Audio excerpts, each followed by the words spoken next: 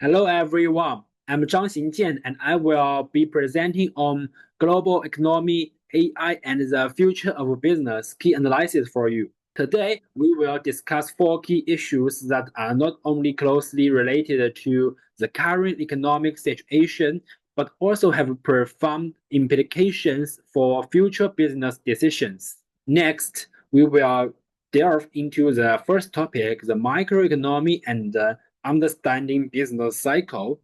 Understanding this theme is the key to grasping the overall economic situation.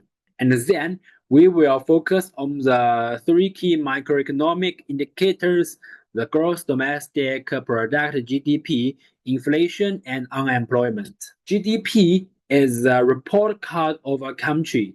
The higher it is, the more active the company is. If we compare a country to a student, having a higher GDP means getting an A plus exam, and all firms are happy. But if it's too low, it's like failing a course, and the company can only operate in a Buddhist style. Inflation means that when you were a child, you could buy snacks for $1. But now, for $1, snacks don't bother you anymore.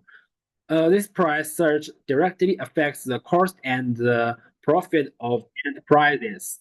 Unemployment is a story of not want to work but actually have no job to work.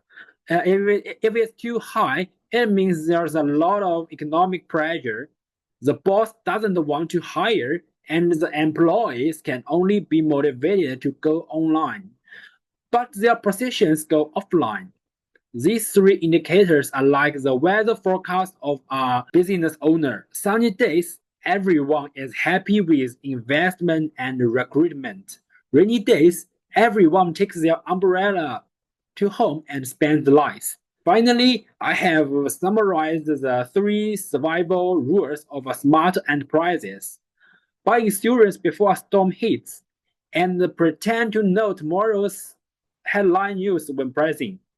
At the end of the day, on this economic roller coaster, we need to be players who fasten our seat beats, not the ones who get thrown out. Next, we will talk about the tariffs and the trade wars. We use a food economics version to interpret the ADS model. We can imagine Singapore as a small store selling chicken rice. At this point, the US suddenly imposed tariffs, just like a food blogger saying this chicken rice is too expensive to resist. In the graph, we can see that the demand curve AD has shifted to the left. It means demand has decreased. Therefore, the shift of the new equilibrium point to the left means a decrease in the price level.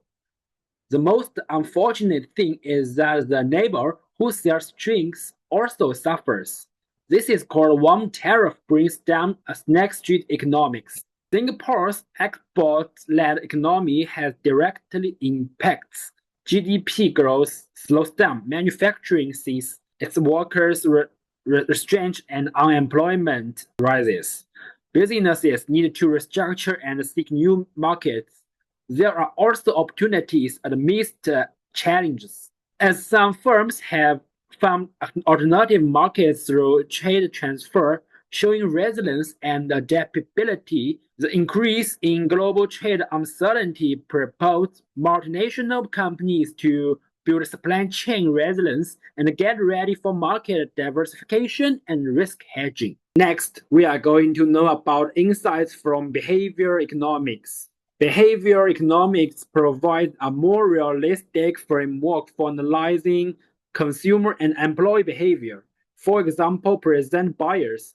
Consumers often prefer immediate gains over long-term value, which has a significant impact on our marketing strategies and product pricing. Loss aversion. Customers are often more sensitive to loss than gain, so return policies, trial periods, and promotional texts can be cleverly designed to stimulate user behavior. And default effect. Simple option settings can often greatly influence user decisions. For example, selecting environmental and health option by default in system settings can only improve actual adoption rates. Next, let's compare two types of economics. According to traditional economic theory, you would save for retirement, while behavioral economics knows that you haven't even found enough money for next week's breakfast.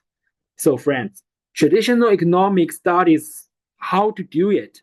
Behavioral economics studies how we actually went wrong. So, remember to blame your brain the next time you make impulsive purchases. And next, we go to learn about developments in AI and implications for inequality in the labor market. With the rapid development of AI technology, its impact on the labor market is becoming increasingly significant.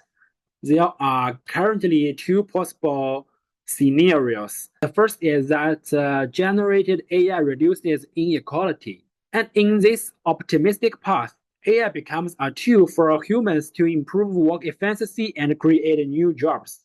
For example, in the fields of accounting and customer services, AI can significantly improve processing speed, liberty human resources, and move the value chain up as a whole. The second scenario is that generated AI increases inequality, and in this more challenging situation, AI massively replaces low and medium skilled positions, only providing empowerment for high skilled talents.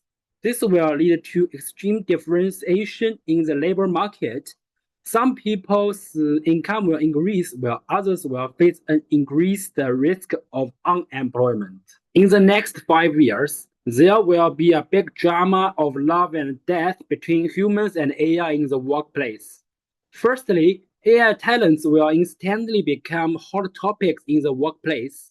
It is still possible to learn programming now. Otherwise, you may have to help robots write resignation letters. Secondly, repetitive work will activate the automatic disappearance technique. But don't panic. It is the position that will be replaced, not your coffee machine. Finally, policies and enterprises are greasily tutoring as either upgrading alone or being put into a digital blind box. Thank you for your patient listening. Today, we not only deconstructed the serious economics with humor, but also saw through future challenges from a professional perspective. Remember, whether it's dealing with the AI revolution or overcoming behavioral biases, true superpowers are always about maintaining curiosity and continuous learning. Thank you, everyone.